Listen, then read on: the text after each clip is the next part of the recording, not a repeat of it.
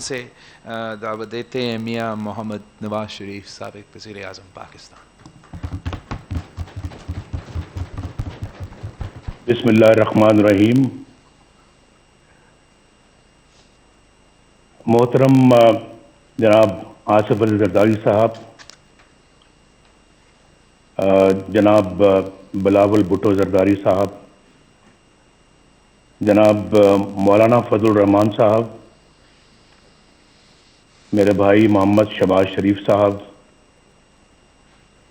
جناب محمود خان اچکزئی صاحب، محترم ڈاکٹر عبد المالک صاحب، محترم ساجد میر صاحب، جناب آفتاب احمد خان شیرپاؤ صاحب، جناب محسن خان داور صاحب، جناب جمال الدین صاحب، جمال دینی صاحب، اور جناب اویس شاہ نورانی صاحب، نہایت معزز قائدین، محترم شرکائے کانفرنس اور محترم خواتین و حضرات، السلام علیکم۔ بہت شکریہ جناب محترم آصف زرداری صاحب، اللہ تعالیٰ آپ کو بھی صحت تندرستی عطا فرمائے اور خیر و برکت عطا فرمائے۔ میری بہت ساری دعائیں آپ کے لیے بھی ہیں، اور بلاول بھٹو زرداری صاحب کے لیے بھی ہیں۔ ان سے پرسوں بات کر کے مجھے بہت خوشی ہوئی اور بہت اچھی ہماری باتیں ہوئیں، اور جس پیار محبت سے انہوں نے مجھ سے بات کی میں کبھی نہیں بھلاؤں گا۔ میں کانفرنس کے میزبان جناب آصف علی زرداری صاحب کا اور بلاول بھٹو زرداری صاحب کا اور مولانا فضل الرحمان صاحب کا اور تمام معزز قائدین کا بے حد شکر گزار ہوں کہ مجھے اس کانفرنس میں اپنی بات کہنے کا آپ نے موقع فراہم کیا۔ میں وطن سے دور ہوتے ہوئے بھی اچھی طرح جانتا ہوں کہ وطن عزیز کن حالات سے گزر رہا ہے اور عوام کن مشکلات کا شکار ہیں۔ یہ کانفرنس نہایت ہی اہم موقع پر منعقد ہو رہی ہے، بلکہ میں تو اسے ایک فیصلہ کن موڑ سمجھتا ہوں۔ پاکستان کی خوشحالی اور صحیح معنوں میں ایک جمہوری ریاست بنانے کے لیے ضروری ہے کہ ہم ہر طرح کی مصلحت چھوڑ کر اپنی تاریخ پر نظر ڈالیں اور بے باک فیصلے کریں، اور آج نہیں کریں گے تو پھر کب کریں گے؟ میں مولانا فضل الرحمان صاحب کی سوچ سے پوری طرح متفق ہوں کہ ہمیں رسمی اور روایتی طریقوں سے ہٹ کر اس کانفرنس کو بامقصد بنانا ہوگا، ورنہ قوم کو بہت مایوسی ہوگی۔ اور جو ابھی ٹرینڈ جناب آصف علی زرداری صاحب نے سیٹ کیا ہے، اسی کو آگے لے کے چلنا ہے۔ آپ سب جانتے ہیں کہ 73 برس سے پاکستان کو کن مسائل کا سامنا ہے۔ ان مسائل کی بنیادی وجہ صرف اور صرف ایک ہے، اور میں اپنے تجربے سے بول رہا ہوں۔ میرا بھی تجربہ الحمدللہ پاکستان کی پالیٹکس میں اور پاکستان کی خدمت میں کافی زیادہ ہے، اور میں یہ سمجھتا ہوں کہ پاکستان کو جو میں وجہ بتانا چاہ رہا ہوں وہ یہ ہے کہ پاکستان کو جمہوری نظام سے مسلسل محروم رکھا گیا ہے۔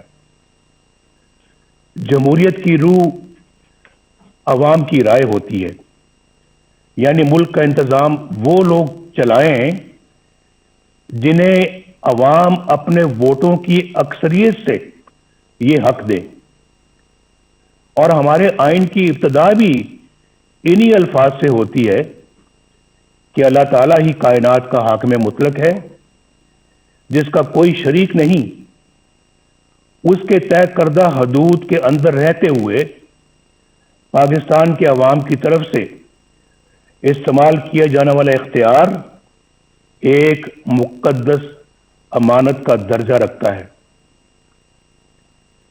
آئین کے مطابق ہمارے جمہوری نظام کی بنیاد عوام کی رائے پر ہے۔ دنیا بھر کی جمہوریتوں کا یہی اصول ہے۔ جب جمہوریت کی اس بنیاد پر ضرب لگتی ہے اور ووٹ کی عزت کو پامال کر دیا جاتا ہے تو سارا جمہوری عمل بالکل بے معنی اور جعلی ہو کر رہ جاتا ہے۔ جب عوام کے مقدس امانت میں خیانت کی جاتی ہے اور انتخابی عمل سے پہلے یہ طے کر دیا جاتا ہے کہ کس کو جتانا ہے اور کس کو ہروانا ہے،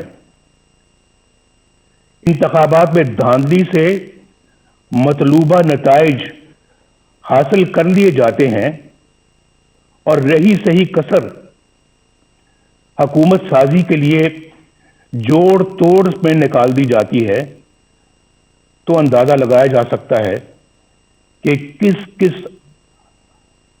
کس طرح سے عوام کو دھوکہ دیا جاتا ہے اور عوامی مینڈیٹ کیسے چوری کیا جاتا ہے۔ بدقسمتی سے پاکستان کو اس طرح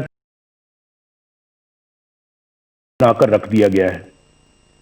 اگر کبھی عوام کی کوئی نمائندہ حکومت بن بھی گئی تو اسے ہر طرح کی سازش کے ذریعے سے پہلے بے اثر اور پھر فارغ کر دیا جاتا ہے۔ اس میں یہ بھی پرواہ نہیں کی جاتی کہ اس سے ریاستی ڈھانچہ کمزور ہوگا، اقوام عالم میں جگ ہنسائی ہوگی اور عوام کا ریاستی اداروں پر سے اعتماد اٹھ جائے گا۔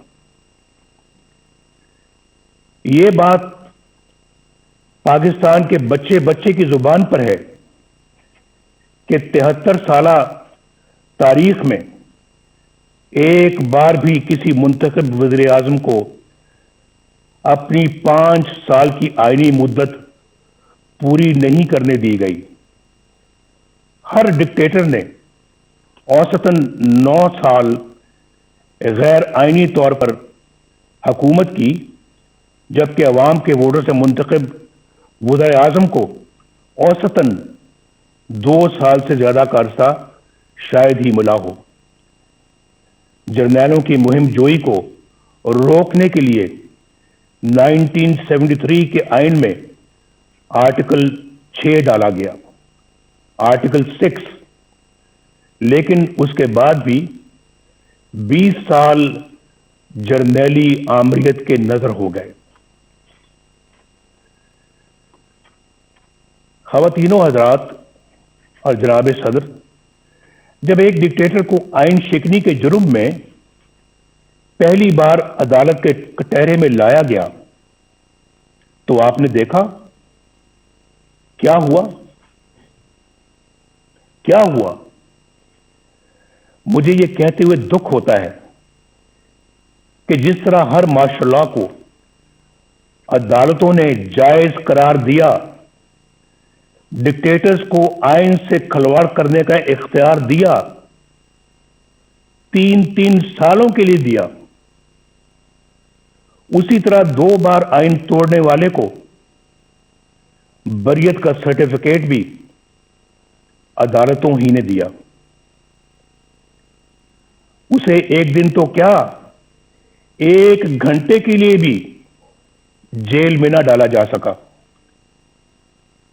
پوری داستان ہے میرے پاس جو کسی وقت سناؤں گا کہ کہاں سے کہاں لے گئے، جبکہ آئین پر عمل کرنے والے ابھی تک کٹہروں میں کھڑے ہیں اور جیلوں میں پڑے ہیں۔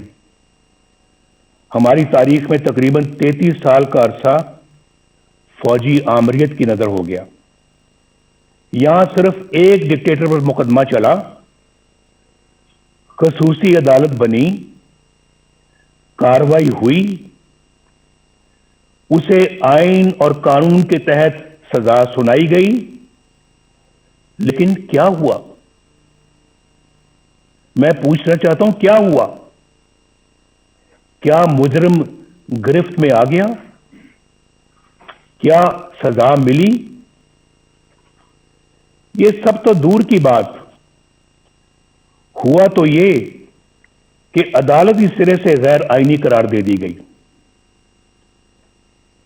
یہاں کوئی یہ انہونی بات نہیں، یعنی پاکستان میں یہ کوئی انہونی بات نہیں کہ کسی ڈکٹیٹر کے بڑے سے بڑے جرم پر بھی کوئی کارروائی نہ ہو، اور اگر ہو بھی جائے تو کوئی اسے چھو بھی نہ سکے، اور اگر کوئی فیصلہ آ بھی جائے تو صرف سزا ہی نہیں، عدالت کو بھی ہوا میں اڑا دیا جائے۔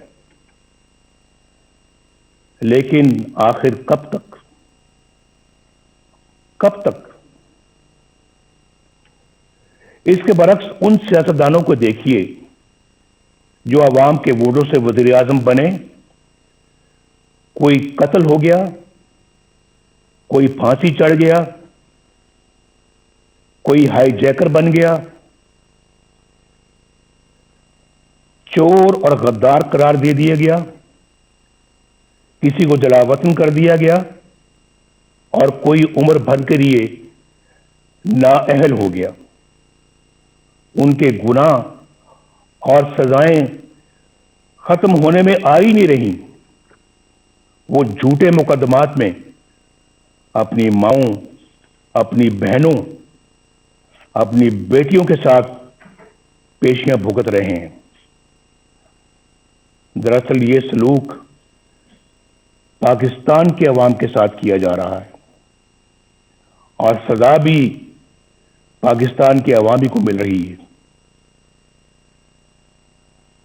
آپ میں سے اکثر کو حکومت کا بھی تجربہ ہے، آپ جانتے ہیں کہ عوام کی حمایت سے کوئی جمہوری حکومت بن جائے تو کس طرح اس کے ہاتھ پاؤں باندھ دیے جاتے ہیں، اور کس طرح عوامی نمائندوں کی تذلیل اور تحقیر ہوتی ہے، کس طرح کردار کشی کا ایک منظم سلسلہ شروع ہو جاتا ہے، کس طرح قومی مفاد کے خلاف کسی سرگرمی کی نشاندہی کرنے پر انہیں ملک دشمن اور غدار قرار دے دیا جاتا ہے۔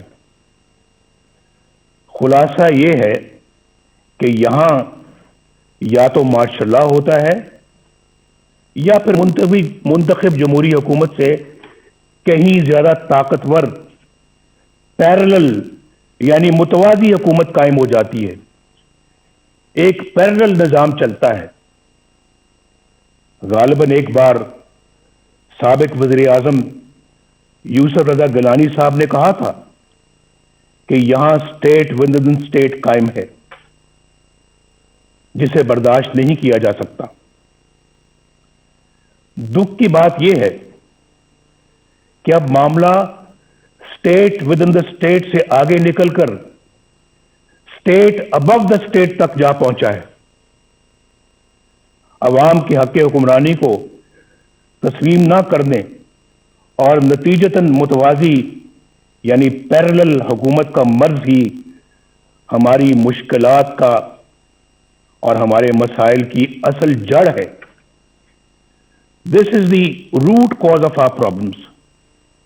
یہ جڑ ہے ہمارے مسائل کی، اور یہی وجہ ہے کہ عالمی برادری میں ہماری ساکھ ختم ہو کر رہ گئی۔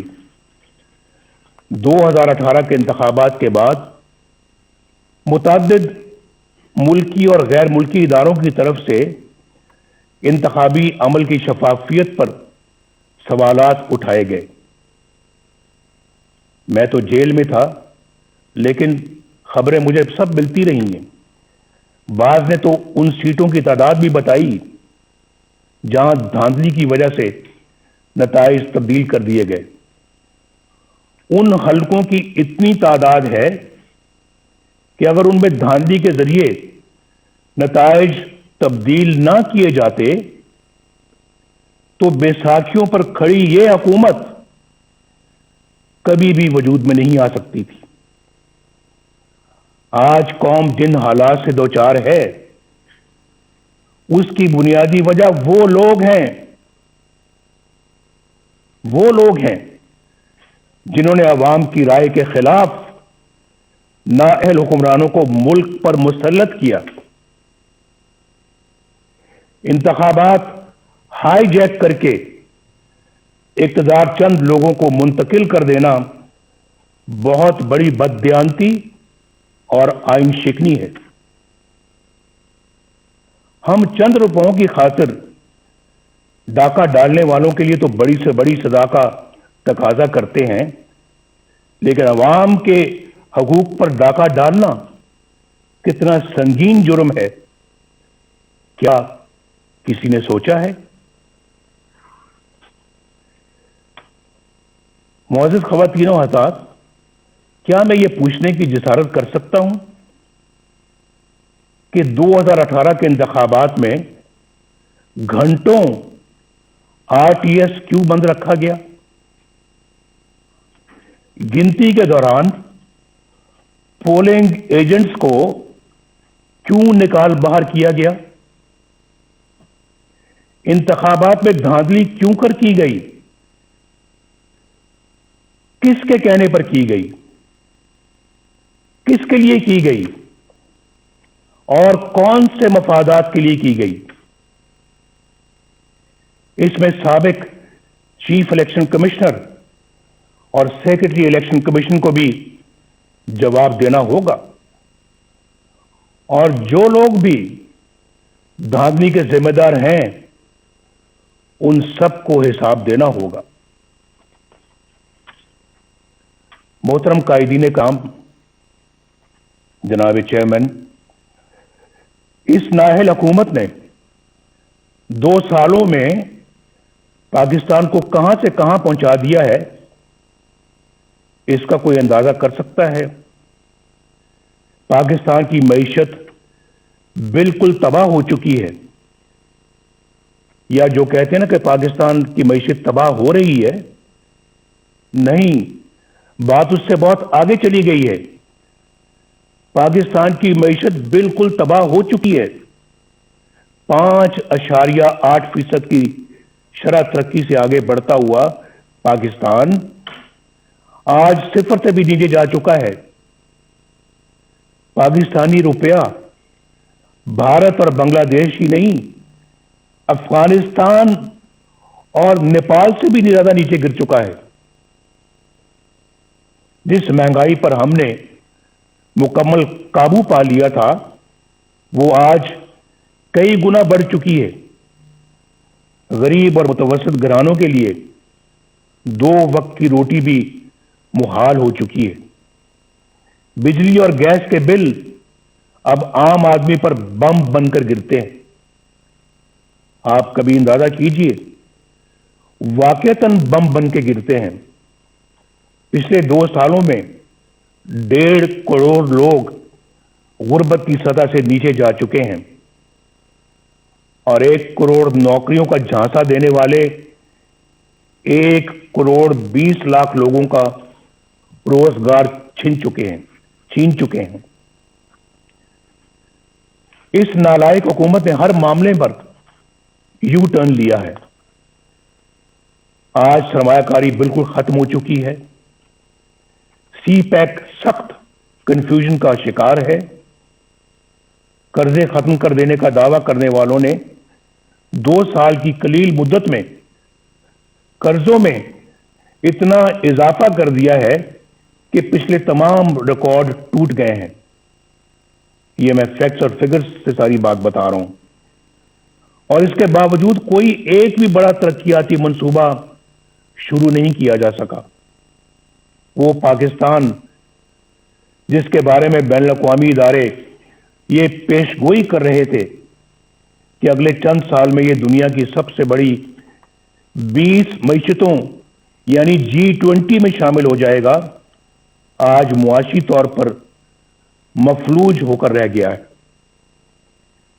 یاد رکھیے کہ اگر پاکستان میں ووٹ کو عزت نہ ملی اور قانون کی حکمرانی نہ آئی تو یہ ملک معاشی طور پر مفلوج ہی رہے گا. اور میں کھلے الفاظ میں یہ واضح کر دینا چاہتا ہوں کہ ایسے ممالک اپنے دفاع کے قابل بھی نہیں رہتے، خاص طور پر اس وقت جب آپ کے دشمن آپ کی کمزوریوں کا فائدہ اٹھا رہے ہوں. خواتین و حضرات، ملک بدامنی، افراتفری اور جرائم کا گڑھ بن چکا ہے. آئے دن ایسی پریشان کن خبریں آتی رہتی ہیں جن سے عوام کو امن و امان سے متعلق درپیش پریشانیوں کا اندازہ بخوبی لگایا جا سکتا ہے. شیخوپورہ سیالکوٹ روڈ پر قوم کی ایک بیٹی کے ساتھ پیش آنے والا واقعہ دل دہلا دیتا ہے. اس سانے کے بعد مزید تکلیف کا باعث اس سنگ دل پولیس افسر کا ہے جو بنیادی انسانی اقدار سے بھی محروم ہے. اس کا بڑا المیہ یہ ہے کہ حکومت کی تمام تر ہمدردیاں قوم کی بیٹی کے بجائے اپنے چہیتے پولیس افسر کے ساتھ ہے. جناب چیئرمین، پاکستان آبادی کے لحاظ سے دنیا کا چھٹا بڑا ملک ہے، جغرافیائی اعتبار سے بھی انتہائی اہم ہے. پاکستان کی خارجہ پالیسی بنانے کا اختیار عوامی نمائندوں کے پاس ہونا چاہیے. ہماری خارجہ پالیسی عوامی امنگوں اور ملکی مفادات سے ہرگز متصادم نہیں ہونی چاہیے. کھربوں روپے کے نقصان اور ہزاروں جانیں قربان کرنے کے باوجود ہم کبھی فیٹف اور کبھی کسی اور کٹہرے میں کھڑے شرمناک صفائیاں پیش کر رہے ہوتے ہیں. جب کشمیر کا نام زبان پر آتا ہے تو 73 سال سے دی جانے والی قربانیاں آنکھوں کے سامنے آ جاتی ہیں. کشمیری عوام پر مظالم کا سلسلہ تو کئی سالوں سے جاری ہے، مگر کشمیر کو ہڑپ کرنے کا حوصلہ آج تک کسی کا نہیں ہوا. اب بھارت نے ایک غیر نمائندہ اور غیر مقبول اور کٹ پتلی پاکستانی حکومت دیکھ کر کشمیر کو اپنا حصہ بنا لیا ہے، اور ہم احتجاج بھی نہ کر سکے. دنیا تو کیا اپنے دوستوں کی حمایت بھی نہ حاصل کر سکے. آخر ایسا کیوں ہے؟ کیوں ہوا ایسے؟ کیوں ہم عالمی تنہائی کا شکار ہو گئے؟ کیوں آج ہماری بات دنیا سننے کے لیے تیار نہیں ہے؟ کیوں ہمارے درینہ اور شانہ بشانہ کھڑے ہونے والے ساتھی ممالک کیوں ہم سے دور ہو گئے؟ شاہ محمود قریشی نے کس منصوبے کے تحت وہ بیانات دیے جن سے ہمارے بہترین دوست سعودی عرب کی دل شکنی ہوئی؟ پاکستان کو اپنے دوست ممالک کی دلازاری سے اعتراض کرنا چاہیے. OIC ایک اہم ادارہ ہے جس کی افادیت طے شدہ ہے. پاکستان OIC کے بانی ممالک میں شمار ہوتا ہے. پاکستان کو دیگر ممالک کے ساتھ مل کر OIC کو مضبوط کرنا چاہیے. ہمیں سوچنا چاہیے کہ کیوں ہمارے انتہائی قریبی ممالک بھی آج ہم پر اعتماد کرنا چھوڑ گئے. یہ بہت جو ہے یہ فکر کی بات ہے، لمحہ فکریہ ہے ہمارے لیے. اس پہ ضرور غور ہونا چاہیے. لیکن کیا اس طرح کی حکومت ہوگی تو پھر یہی کچھ ہوگا، اور آپ کی خارجہ پالیسی کو بچوں کا کھیل بنا کے رکھ دیا گیا ہے. خواتین و حضرات، وقت آ گیا ہے کہ ان تمام سوالوں کے جواب لیے جائیں۔ اگر اس کانفرنس میں پیپلز پارٹی سے تعلق رکھنے والے دو وزیر اعظم جناب یوسف رضا گیلانی اور جناب راجہ پرویز اشرف صاحب موجود ہیں تو وہ اچھی طرح جانتے ہیں کہ سول حکومت کے گرد کس طرح کے شکنجے کس دیے جاتے ہیں، کس طرح ایسی کارروائیاں ہو جاتی ہیں جن کا وزیر اعظم کو علم ہی نہیں ہوتا۔ خود محترم زرداری صاحب کو بھی اس کا علم ہے کہ نہ وزیر اعظم کو نہ صدر کو علم ہوتا ہے، اور پھر ان کارروائیوں کی بھاری قیمت ریاست کو ادا کرنی پڑتی ہے۔ 4 سال پہلے اکتوبر 2016 میں قومی سلامتی کے امور پر بحث کے دوران جب توجہ دلائی گئی کہ ہمارے دوستوں سمیت دنیا بھر کے ممالک کو ہم سے شکایت ہے اور ہمیں اپنا احتساب خود کرتے ہوئے ایسے اقدامات کرنے چاہیے کہ دنیا ہماری طرف انگلیاں نہ اٹھائے، تو اسے ڈان لیکس بنا دیا گیا۔ ایجنسیوں کے اہلکاروں پر مشتمل جے آئی ٹی بنی، اندازہ کیجئے، جے آئی ٹی بنی۔ ثبوت تو کسی کے خلاف کچھ نہ تھا، لیکن پروپیگنڈا مشینوں کے ہاتھوں ہمیں اور مجھے بھی غدار اور ملک دشمن ٹھہرا دیا گیا۔ وزیر اعظم کے احکامات کو ایک ماتحت ادارے کے اہلکار کی طرف سے کی گئی ٹویٹ میں ریجیکٹڈ یعنی مسترد کا ٹائٹل عطا کر دیا گیا۔ آپ کو سب یاد ہوگا،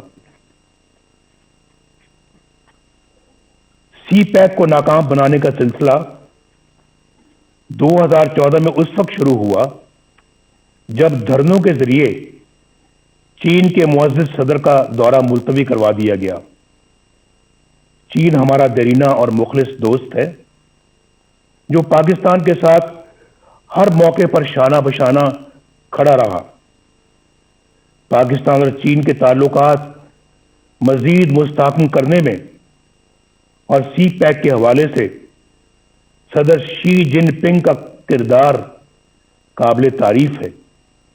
سی پیک کا یہ عظیم منصوبہ حکومت کی اسی نااہلی کی نظر ہو رہا ہے جو زندگی کے ہر شعبے میں نظر آ رہی ہے۔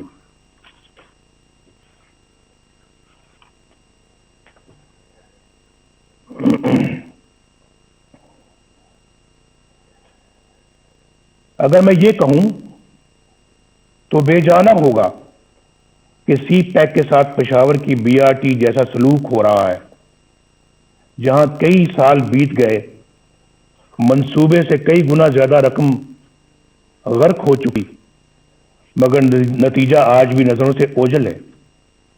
آئے دن کبھی دوران سفر بسوں میں آگ لگ جاتی ہے تو کبھی بارش ناقص تعمیر کا پول کھول کر رکھ دیتی ہے۔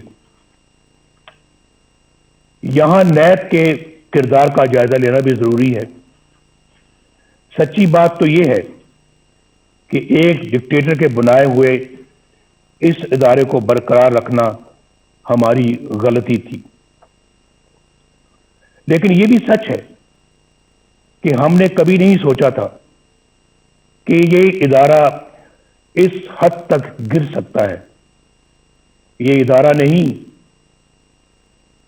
بلکہ اندھے حکومتی انتقام کا اعلی کار بن چکا ہے۔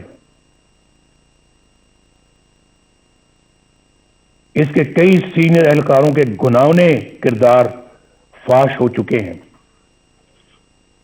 اس ادارے کا چیئرمین جاوید اقبال اپنے عہدے اور اختیارات کا انتہائی نازیبا اور مذموم استعمال کرتے ہوئے پکڑا جاتا ہے۔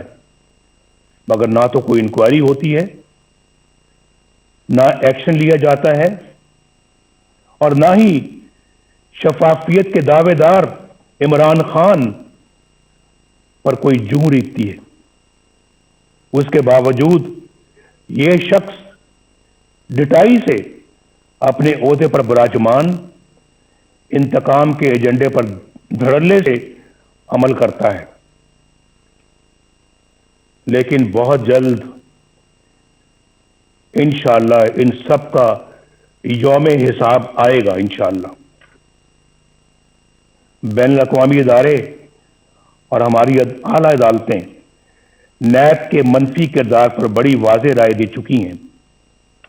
یہ ادارہ انتہائی بدبودار ہو چکا ہے اور یہ مکمل طور پر اپنا جواز کھو چکا ہے۔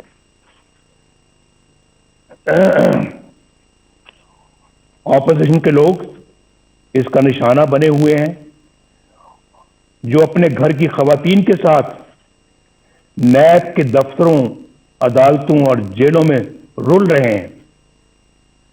جو نیب سے بچتا ہے اسے ایف آئی اے کے سپرد کر دیا جاتا ہے، جو ایف آئی اے سے بچے وہ اینٹی نارکوٹکس کے ہٹے چڑھ جاتا ہے، اور جو وہاں سے بچ جائے اسے کسی بھی جھوٹے مقدمے میں پکڑ لیا جاتا ہے۔ 2018 میں سینٹ کے انتخابات سے کچھ عرصہ پہلے خواتین و حضرات ایک مذموم سازش کی گئی، میں آپ کی توجہ مبذول کرا رہا ہوں۔ اس مذموم سازش کے ذریعے بلوچستان کی صوبائی حکومت گرا دی گئی۔ اس کا مقصد کیا تھا معلوم ہے آپ کو؟ اس کا اصل مقصد سینٹ کے انتخابات میں سامنے آیا۔ اس سازش کے کرداروں میں لیفٹیننٹ جنرل عاصم سلیم باجوہ، جو اس وقت وہاں کے کور کمانڈر تھے، سدرن کمانڈ کے کمانڈر تھے، ان کا نام بھی آتا ہے۔ یہ وہی جنرل عاصم سلیم باجوہ ہیں جن کے خاندان کی بے پناہ دولت اور دنیا بھر میں پھیلے ہوئے اثاثوں کی تفصیلات پوری قوم کے سامنے آ چکی ہیں۔ ان حقائق کو نہ صرف چھپایا گیا بلکہ مبینہ طور پر ایس ای سی پی کے سرکاری ریکارڈ میں رد و بدل بھی کی گئی۔ 15-20 سال کے عرصے میں اربوں روپے کے یہ اثاثے کہاں سے بن گئے،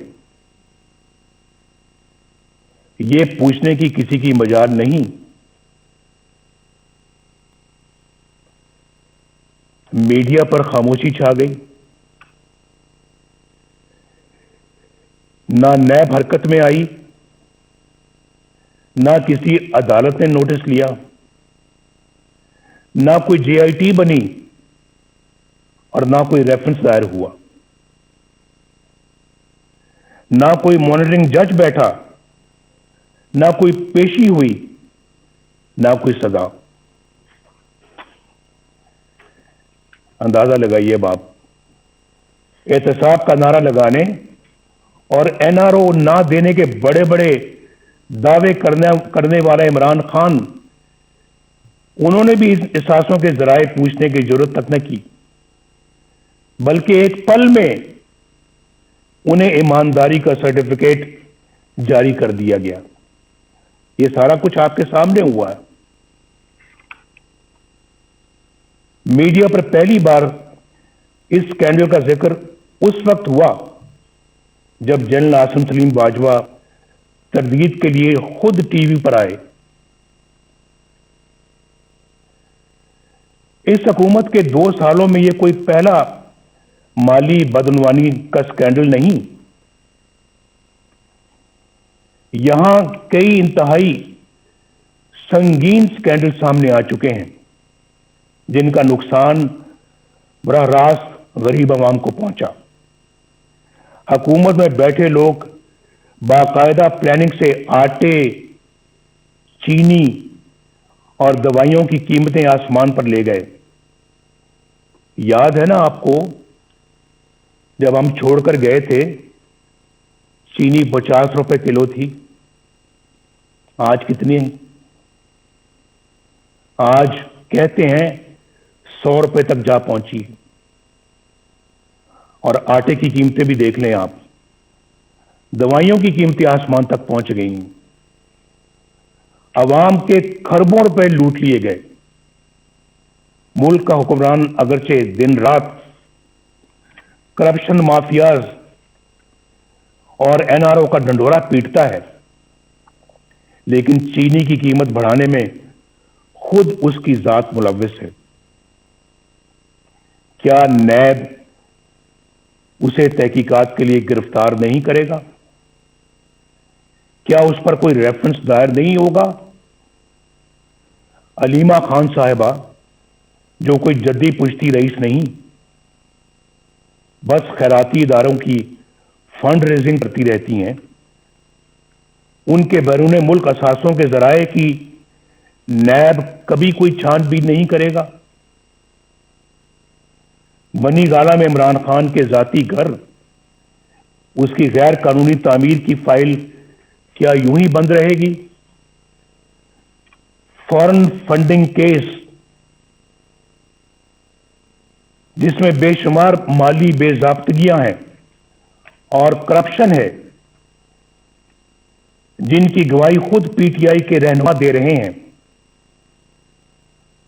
اتنے سال گزر جانے کے باوجود کیا الیکشن کمیشن ان پر کوئی فیصلہ نہیں کرے گی؟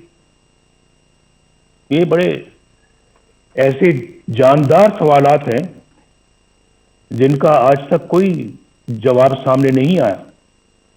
ہم کب تک انتظار کریں گے؟ کیا ان تمام لوگوں پر کوئی فوجداری مقدمہ قائم نہیں ہوگا؟ کیا بنی گالا میں زمین کی خرید کی منی ٹریل پر کوئی جے آئی ٹی نہیں بنے گی کہ یہ اتنی بڑی جائیداد کہاں سے بنی اور کیسے بنی؟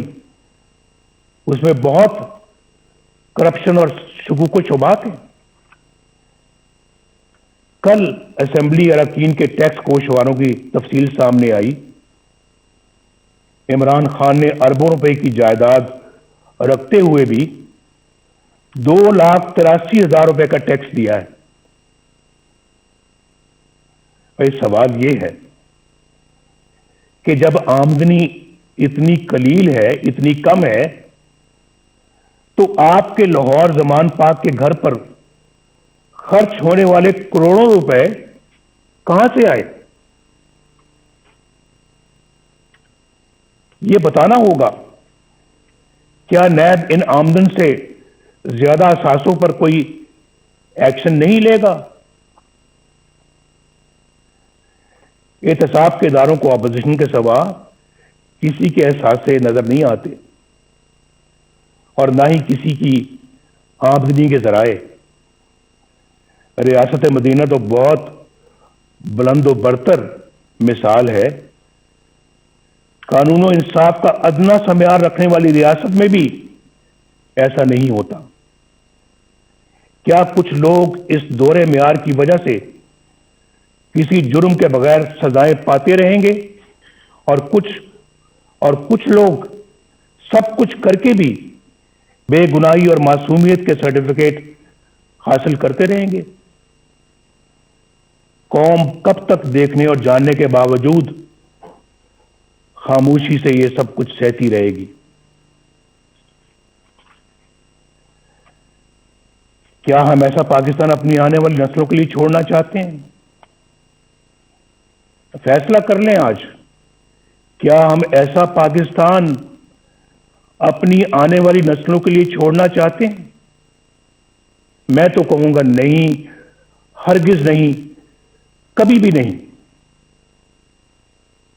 کبھی بھی نہیں. مجھے ایک بڑا پرانا ایک شعر یاد آ رہا ہے. دل بغض و حسد سے رنجور نہ کر, یہ نور خدا ہے اسے بے نور نہ کر. نا اہل و کمینہ کی خوشامد سے اگر جنت بھی ملے تجھ کو تو منظور نہ کر. میں تو ان خیالات کا حامی ہوں, اس نظریے کا حامی ہوں. خواتین و حضرات, میڈیا کو ریاست کا چوتھا ستون کہا جاتا ہے. اظہار کی آزادی بنیادی انسانی حقوق میں سے ایک ہے. افسوس کہ دیگر حقوق کی طرح پاکستانی عوام سے یہ حق بھی چھین لیا گیا. ایک طرف مجھے سیاسی جماعتوں کا بلیک آؤٹ نظر آتا ہے اور دوسری طرف غیر سیاسی اور غیر جمہوری عناصر کا بے روک ٹوک پروپیگنڈا. کہیں مجھے چینلوں کی غیر قانونی بندش نظر آتی ہے تو کہیں اخبارات اور جرائد کی مخصوص علاقوں میں تقسیم پر پابندیاں. ریاستی طاقت سے میڈیا کی زبان بندی کہاں کا انصاف ہے؟ صحافیوں, بالخصوص خواتین صحافیوں کو سرکاری ایجنسیوں کا اٹھا کر لے جانا اور تشدد کا نشانہ بنانا بزدلانہ اور انتہائی قابل مذمت ہے.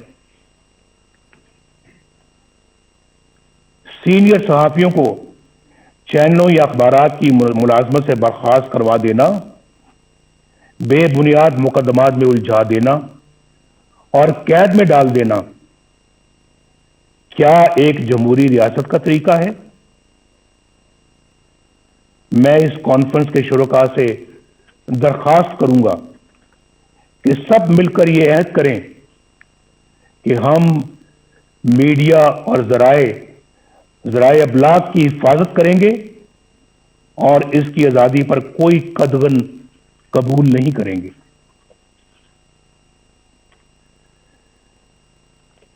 خواتین و حضرات, محترم چیئرمین بلاول بھٹو صاحب, جمہوریت کو کمزور کرنے اور اپنا مخصوص ایجنڈا نافذ کرنے کے لیے تقسیم کرو یعنی ڈیوائیڈ اینڈ رول یعنی لڑاؤ اور حکومت کرو کی پالیسی معمول بن چکی ہے. کچھ عرصہ پہلے تک یہ تقسیم سیاستدانوں تک محدود تھی جنہیں مخصوص حلقوں کی طرف سے بلایا, ڈرایا اور دھمکایا جاتا تھا. یہ طریقہ سیاسی جماعتیں توڑنے اور فارورڈ بلاک بنانے یا پھر مرضی کی پارٹیاں بنانے کے لیے استعمال ہوتا رہا اور آج بھی ہوتا ہے. محکمہ زراعت کو تو آپ سمجھتے ہی ہیں. آج ہمیں یہ فیصلہ کرنا ہوگا کہ ہم ایک ہیں اور قومی مفاد کی خاطر تقسیم ہونے سے انکار کرتے ہیں. اگر ہم ایسا کرنے میں کامیاب ہو گئے تو پھر یہ کانفرنس کامیاب ہے. ایسا کرنے میں اگر ہم کامیاب ہو گئے تو یہ کانفرنس ہماری تاریخ کا بڑا سنگ میل بن سکتی ہے.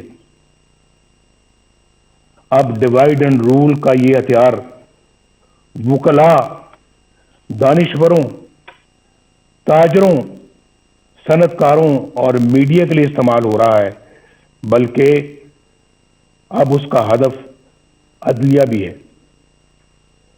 جو جج انصاف اور قانون کی راہ پر چلتا ہے اور دباؤ میں آنے سے انکار کرتا ہے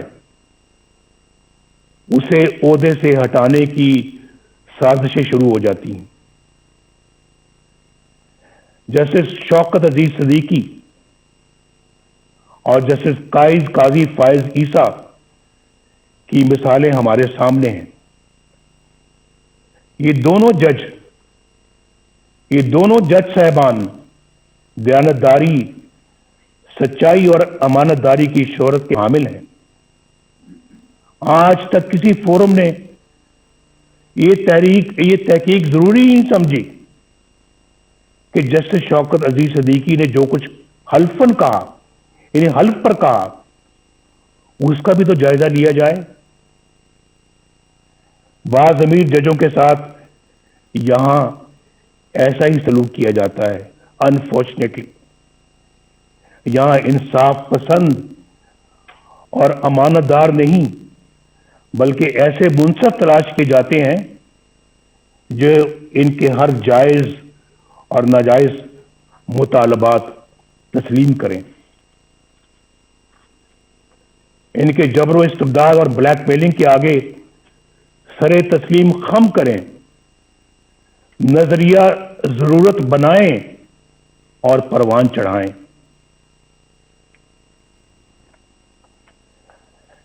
آئین کو سیبوٹاج کرنے والے ڈکٹیٹروں کے اقدامات کو قانون کا جامہ عطا کریں،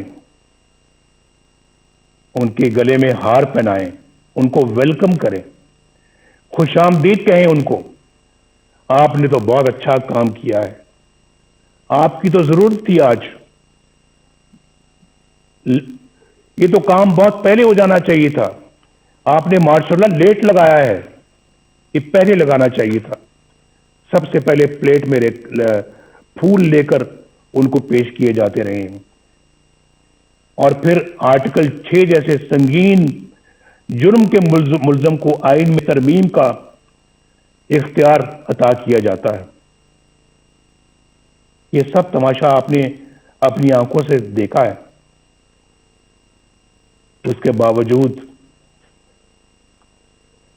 یہ سب کچھ دوبارہ کہنے کی نوبت آ رہی ہے.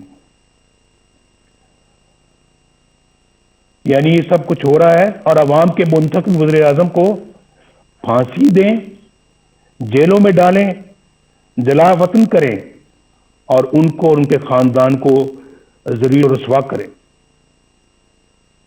اس کانفرنس کو آئین کی حکمرانی اور ووٹ کی عزت کے تحفظ کے لیے آج ایک جامع لائے عمل تجویز کرنا چاہیے.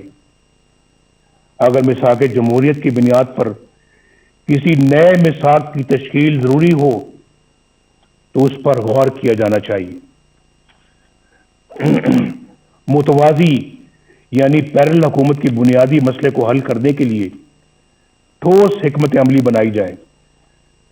عوام کی رائے پر اپنی رائے مسلط کرنے کا نتیجہ سکوت ڈھاکہ کی شکل میں سامنے آیا تھا، لیکن اس عظیم سانے کو بھی بڑی سرد مہری کے ساتھ فراموش کر دیا گیا. میری تجویز ہے کہ یہ کانفرنس حمود الرحمان کمیشن کی سفارشات کو عوام کے سامنے لائے. بہت دفعہ اس کا ذکر ہو چکا ہے اور بار بار ہو چکا ہے، کئی سالوں سے ہو رہا ہے، کئی دہائیوں سے ہو رہا ہے، لیکن میرا خیال ہے کہ آج انہیں عملی جامہ پہنانے کا عہد کرنا چاہیے اور اسے اپنے ایجنڈے کا حصہ بنانا چاہیے. اس طرح کے ٹھوس اقدامات ہی سے ملک کو اس دلدل سے نکالا جا سکتا ہے. اس وقت ہماری اولین ترجیح اس غیر نمائندہ اور نااہل اور سلیکٹڈ حکومت اور اس سے کہیں زیادہ اہم اس نظام سے جس کا میں نے ذکر کیا ہے، اس سے نجات حاصل کرنا ہے. عمران خان ہمارا ایز سچ ہدف نہیں ہے، ہمارا مقابلہ عمران خان سے نہیں ہے.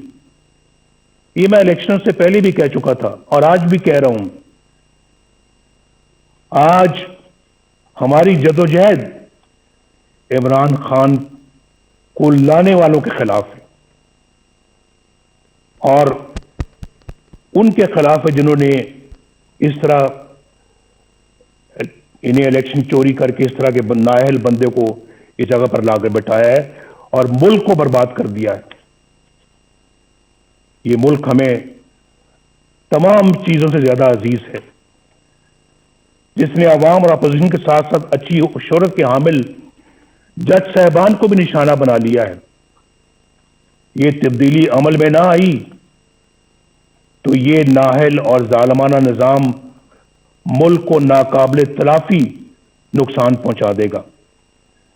ہمیں یہ بھی نہیں بھولنا چاہیے کہ ہمارے دشمنوں کے عزائم کیا ہیں ان کے عزائم کو ناکام بنانے کے لیے مضبوط معیشت کے ساتھ ساتھ مضبوط دفاعی نظام کی بھی ضرورت ہے۔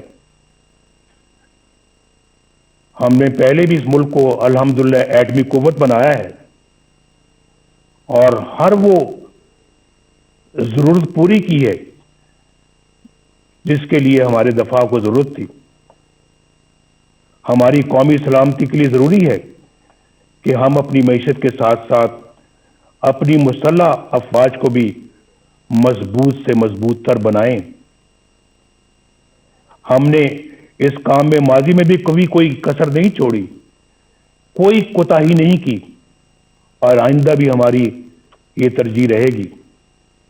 ہمارے دفاع کی مضبوطی اور قومی سلامتی کے لیے سب سے اہم یہ ہے کہ ہماری مسلح افواج آئین پاکستان اپنے دستوری حلف اور قائد اعظم کی تلقین کے مطابق خود کو سیاست سے دور رکھیں اور عوام کے حق حکمرانی میں مداخلت نہ کریں۔ کسی کے کہنے پہ پرائم منسٹر ہاؤس کے گیٹ پھلانگ کر پرائم منسٹر ہاؤس میں داخل ہو کر پرائم منسٹر کو گرفتار نہ کریں، بندوق کی نوک پر گرفتار نہ کریں۔ ایسا ان آنکھوں نے دیکھا ہے، اس کا مشاہدہ کیا ہے، وہ منظر میری آنکھوں کے سامنے رہتے ہیں اور بڑا دکھ ہوتا ہے کہ ہم نے اپنے ملک کو کیا بنا دیا ہے، ایک تماشا بنا دیا ہے، اپنی نظروں میں بھی اور دنیا کی نظروں میں بھی۔ جناب چیئرمین اور معزز خواتین و حضرات، آخر میں آپ کو یقین دلاتا ہوں کہ اے پی سی اتفاق رائے سے جو بھی حکمت عملی اور لائے عمل ترتیب دے گی، مسلم لیگ نون اس کا بھرپور ساتھ دے گی۔ شہباز شریف صاحب یہاں پر بیٹھے ہیں، ہماری پارٹی کے دیگر قائدین بیٹھے ہیں، انشاءاللہ ہم بھرپور ساتھ دیں گے اور ایک سیکنڈ کے لیے بھی پیچھے نہیں ہٹیں گے۔ میں اپنی یہ گزارش ایک بار پھر دہرانا چاہتا ہوں کہ اے پی سی روایت سے ہٹ کر حقیقی تبدیلی کے لیے ٹھوس اور مؤثر اقدامات تجویز کرے۔ ہمارے کئی دوست آج قید و بند کی صعوبتیں کاٹ رہے ہیں۔ جناب خورشید صاحب، کورونا میں مبتلا حمزہ شہباز شریف صاحب، میر شکیل الرحمان صاحب اور دیگر ساتھی ناکردہ گناہوں کی سزا میں جیل کاٹ رہے ہیں۔ ہمارا مقصد بڑا ہے، کل یہی قربانیاں ہماری نئی صبح کی اساس اور ہماری منزل کے حصول کا انشاءاللہ باعث بنے گی۔ میں آپ سب قائدین کا بے حد شکر گزار ہوں اور اپنے میزبان جناب بلاول بھٹو زرداری صاحب کا بھی دل کی گہرائیوں سے شکریہ ادا کرتا ہوں کہ مجھے آپ نے اپنی گزارشات پیش کرنے کا موقع دیا۔ میری اور پوری قوم کی دعائیں آپ کے ساتھ ہیں۔ اللہ حافظ۔ پاکستان پائندہ باد۔